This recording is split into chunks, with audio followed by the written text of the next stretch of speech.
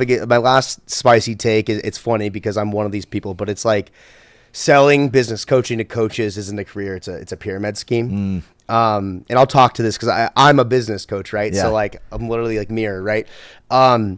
I think that a lot of coaches, so they start to, maybe they reach what they feel is the pinnacle of the revenue, that the money they can make coaching.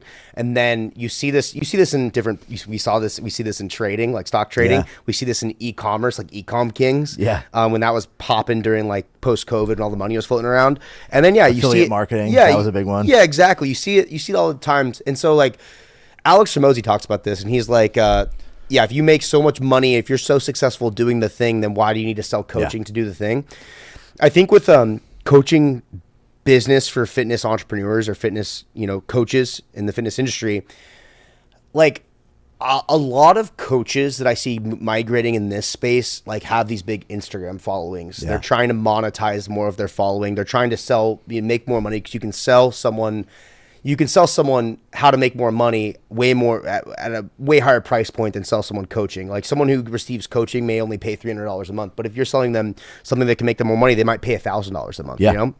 But where I see a lot of issues is all these people do is they don't teach business. They literally just teach like what ads to run or like what marketing scheme to use. It's not how to make you a better coach. Yeah. What are your thoughts? I know you've probably seen a lot of this. So I think the biggest mistake I made early on, maybe not early on, because it was a different time when I was doing it. They just invented the wheel. So, but like the biggest mistake I make, or I think a lot of people make, is they think that business development is not something they need to do. Mm-hmm. That like they look at things like marketing and advertising and promotion as like that's lying to people to get them to give you money. Mm-hmm. And that's not really what it is, right? And business coaching and like having a mentor is actually like a really valuable thing in a lot of ways, because if you find somebody like yourself who's really successful in the same industry and is offering to show these best practices, it doesn't mean by any means it's going to work well. Yeah. It doesn't mean it's going to work. You have to put the work in, actually do the stuff.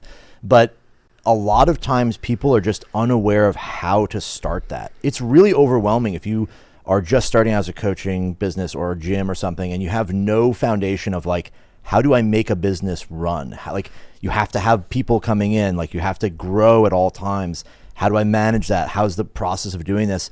So business coaching in a lot of ways is very valuable to people if you can find the right kind of thing. There are no get rich quick schemes. There's no way to like jump in and like, hey, I'm going to do this thing and make a lot of money.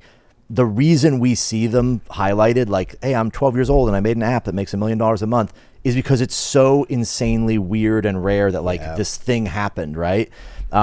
Most people are running businesses and they're grinding away, trying to increase revenue, trying to grow the client base, all these things.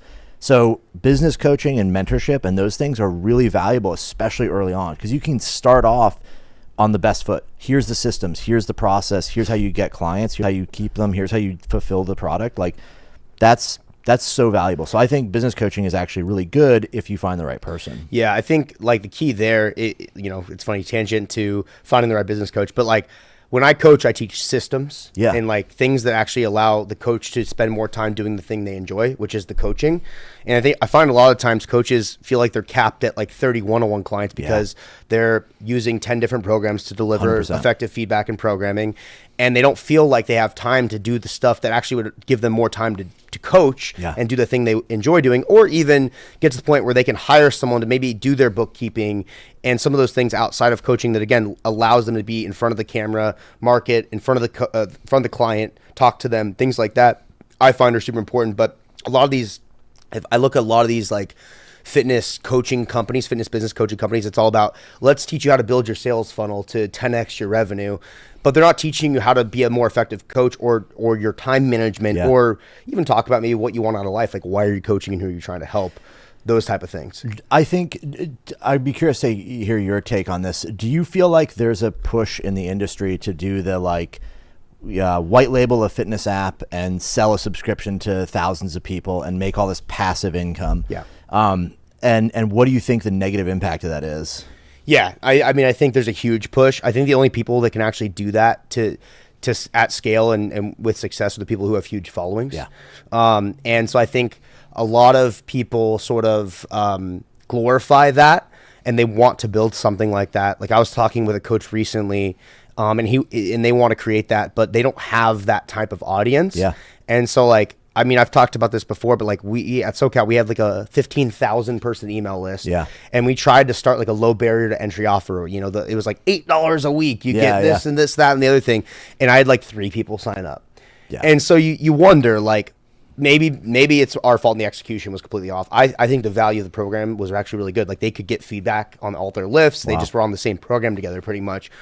But if you don't have this huge audience with this huge face where you can just sell, you know, like Meg Squats has probably done this to the best, the highest echelon of success. Yeah. Because she's approachable, because she's educational, because she has a very clear target audience. She's like really monetized this and she's done it really well. And I assume have given people really great experiences. You know, we haven't hung out in a long time, but we were friends at one point and stuff. And I really respect what she's done from a business standpoint. Yeah. I think that people think they glorify that. They think they can all do it, and that's not the case. I think you have to build your one-on-one. You have to create revenue that way.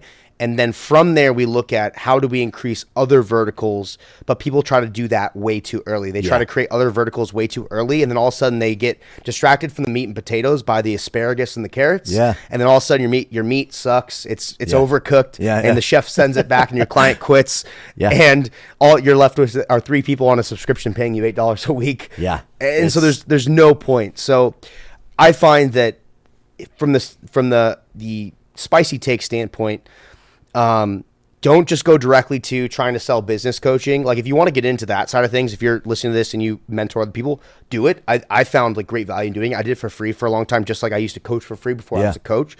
But yeah, if you're listening to this and you want a business coach, look to see, again, same kind of stuff. Like, are they teaching you how to be an entrepreneur with systems, or are they just a marketing coach trying to increase your sales funnel? Yeah, 100%. Yeah, that's the key there, because it doesn't matter how big your top of funnel is if your churn rate is 15% and you're losing tons of clients every month. Yeah. Yeah.